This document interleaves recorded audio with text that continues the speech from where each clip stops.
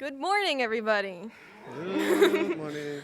I'm Natalie Holm, a member of the senior youth class. I am a junior at Cal High School, and I've been a part of Emerson for 16 years. The inspiration for my sermon, comes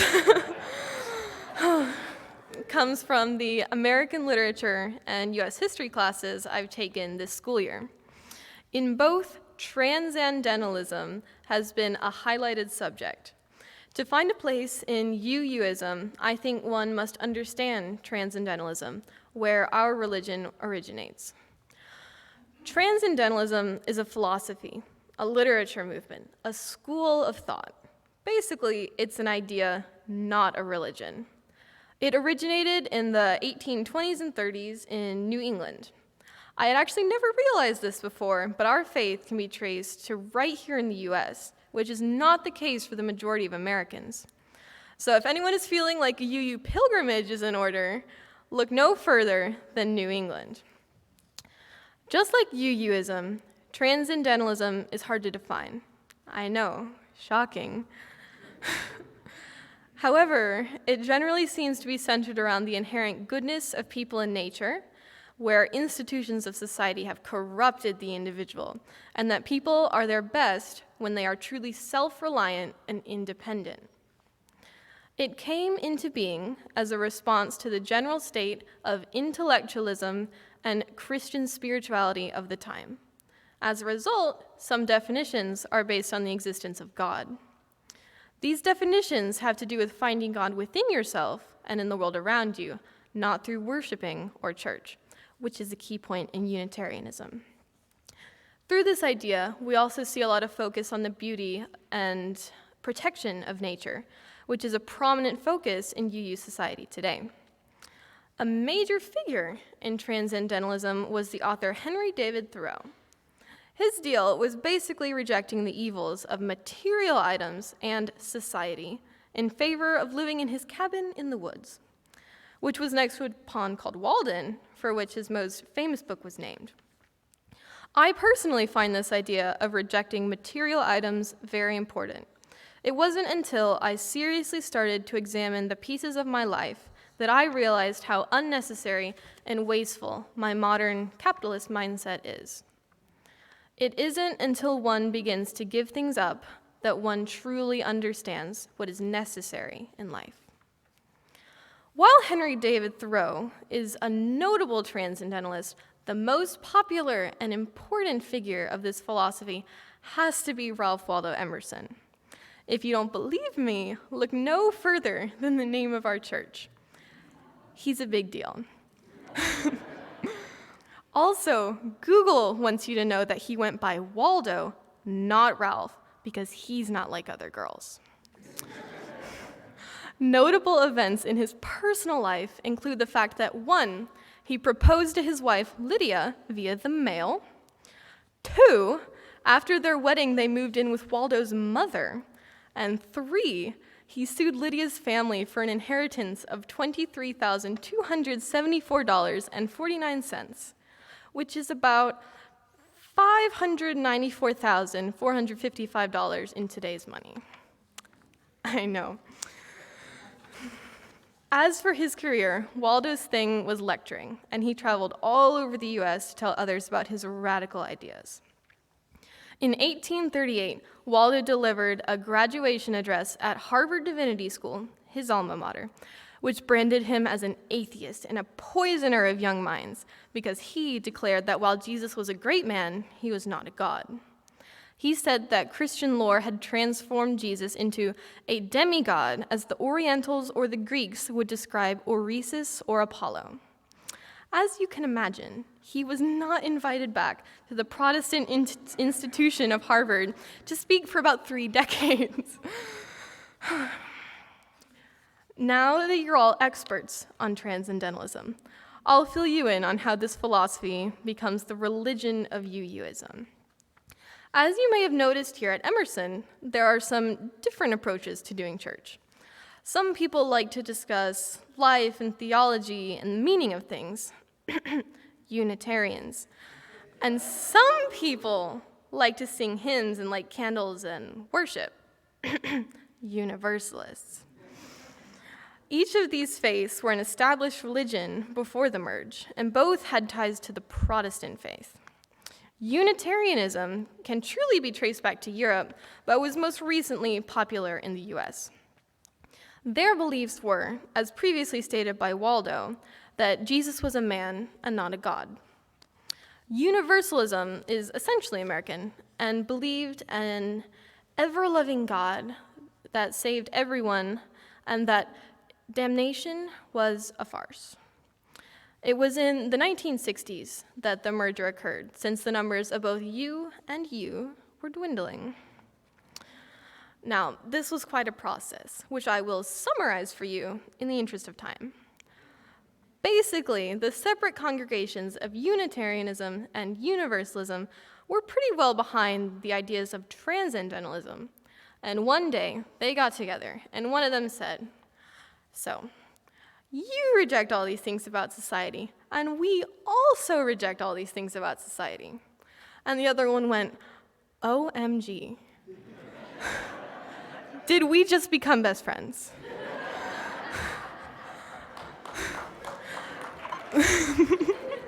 And then there was so much room for activities. And that, ladies and gentlemen, is Unitarian Universalism, a brief history. To me, this is integral to my understanding of UUism in my life.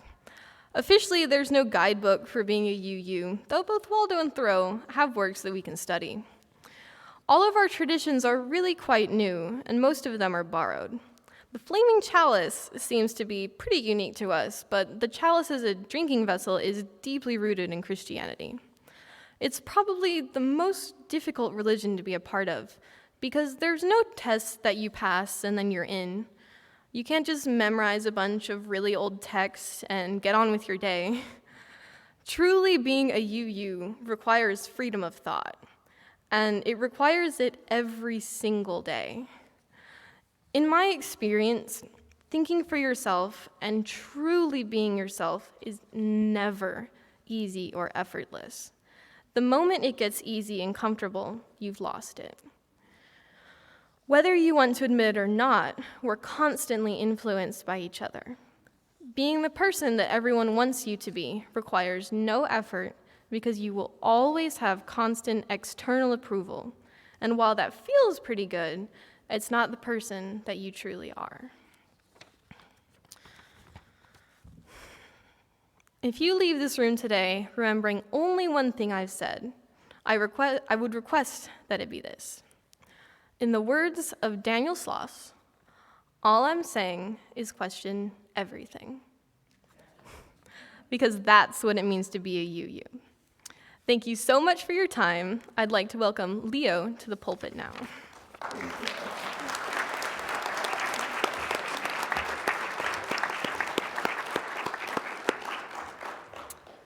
All right, Natalie just did a great job. But hello, everyone. I am Leo Joke, a senior at Wheeler High School and a member of our senior youth group here at Emerson. Now, we all just listened to Natalie talk about the history of UUism, and while I think we have had a very interesting past, I want to talk about how UUism connects to and differs from other religions and what makes us, us. Now, first off, I do want to tell you all a little bit more about myself, but to do that, I also want something out of all of you. So, and my hubris may show greatly, I would be willing to bet that I have been a UU longer than most of the people in this room. And I'm not even a legal adult. But I would also even go so far as to say that there are probably only a handful of people with a longer tenure greater than me. And not my parents, because they're equal. So, how many people think they have a greater tenure? If you think you can, stand up. All right, we'll start here. How long have you been a UU? That's pretty good. Can anybody beat 35?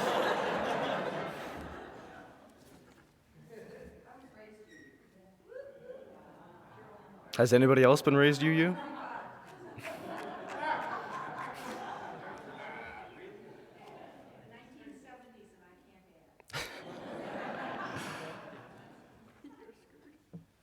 Anybody else?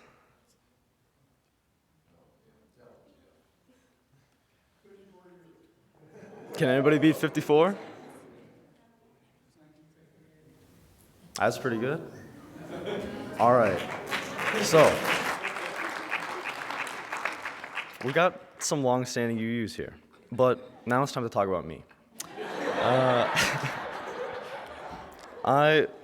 I'm 17 3/4 of a year old, and I first came to Emerson when I was 3 months old. So that means I've been coming here for 17 and a half years. And that's kind of crazy to me because the point of the exercise we just did was to show that the vast majority of people have not been UUs for that long of a time.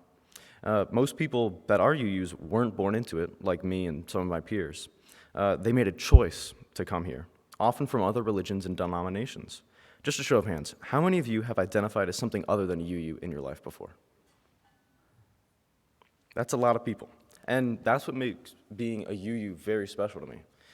It's a religion, denomination, community, whatever term you think best fits, supported and built by choice, by people that wanted to come and stay here, not those that were forced into it. Now, you may be thinking, well, Leo, you just said yourself that you didn't choose to become a UU. You were born into it. And yeah, my mom makes it very clear to me that every day when I want to stay in bed, I'm going to be here whether I want to or not. But I also do maintain a personal sense of identity and pride when I define myself as a UU. It's an experience that not many people have had, especially younger people, and that's why we had those 2 exercises about our identities as UUs. Most young people only get exposed to whatever religion their parents practice, and are very clouded outside of that. Luckily, because of our youth programs, I have been able to attend a smattering of other places of worship and action.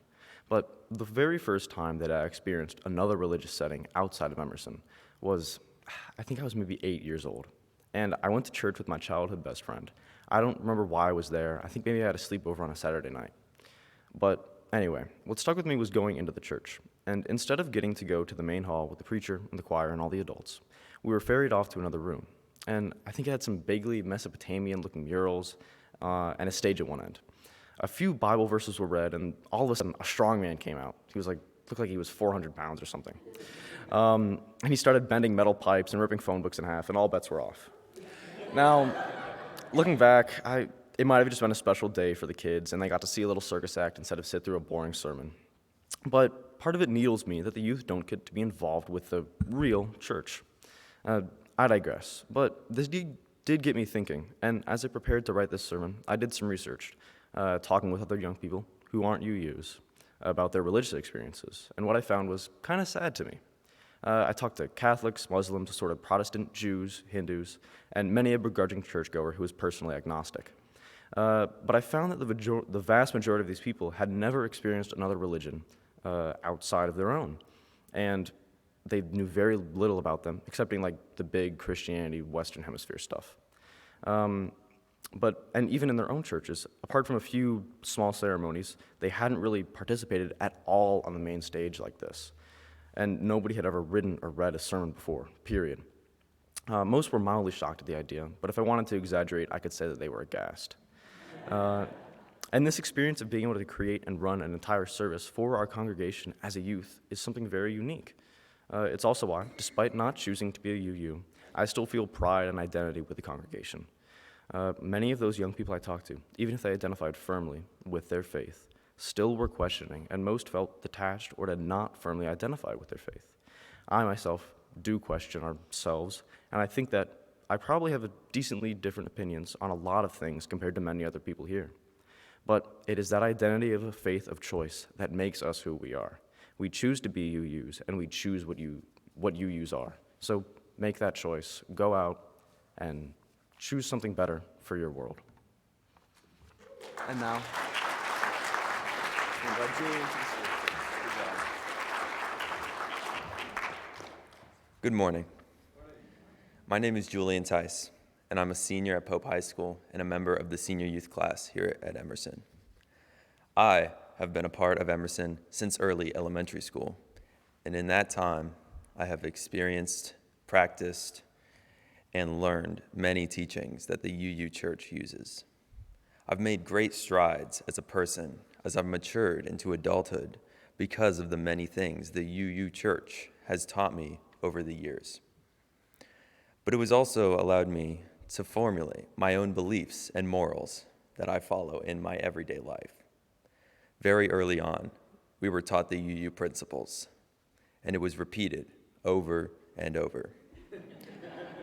I was taught through song, stories, videos, and communicated to us verbally by our teachers.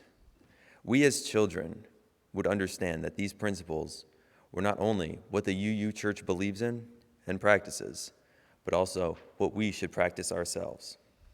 Some did and some didn't, but it was all laying the foundation for us to make our own decisions about how we conduct ourselves as we began to realize what our place in this world is. As we got older, we moved up in classes here at Emerson, but we began to put what we learned in the younger classes into action. In the junior youth class, we started doing a variety of volunteer projects and charity work, field trips, not only to other UU congregations, but to many different religious groups, to learn about other cultures, beliefs, practices, and people. These field trips forced us out of our comfort zones. Most of us had never been to a Hindu temple before. Most of us had never been to a mosque or a Buddhist temple, and it was uncomfortable participating in a religious service or ceremony that we had never practiced before and had limited knowledge of. But it was like no other experience we could have had. Sorry. Viewing the customs and practices of these different faiths was the best way to learn and connect with these different religions. We also traveled and visited different UU congregations in our area as well. It was interesting to see these UU churches and learn how they practice UUism in their own way. We would go to the mountain and mingle with other Unitarian Universalist youth who we would connect with and learn from. And being in the senior high class, doing this service is the culmination of all of our years of learning these principles, values, and shaping our own beliefs, now being able to successfully communicate our message with you. But what does being UU mean for me or us as the youth of Emerson? I know that for me, I've found great value from this congregation. It has taught me how to treat others, how to treat myself, how to treat the world and the environment. It has taught me about people from me, people that are similar to me. Emerson has taught me so much about diversity. And I'm not sure where I would be today without the knowledge I have about diversity. I'm grateful that I've been able to be a part of this great, diverse community of people for so long. Because of what UU has taught me most and what has meant most to me is acceptance. The acceptance of everyone. It has been preached in here so many times, which is why it resonates most with me. Acceptance is really the only way I operate in the world outside of Emerson, and has made me a much better person, family member, friend, student, and leader. I think most of the youth in Emerson can relate to this, that they have learned while we have been here is really important for ourselves leading our own lives. And while I form my own beliefs about acceptance of everyone that is most important, my peers may have drawn their own values and beliefs from their time at Emerson as well.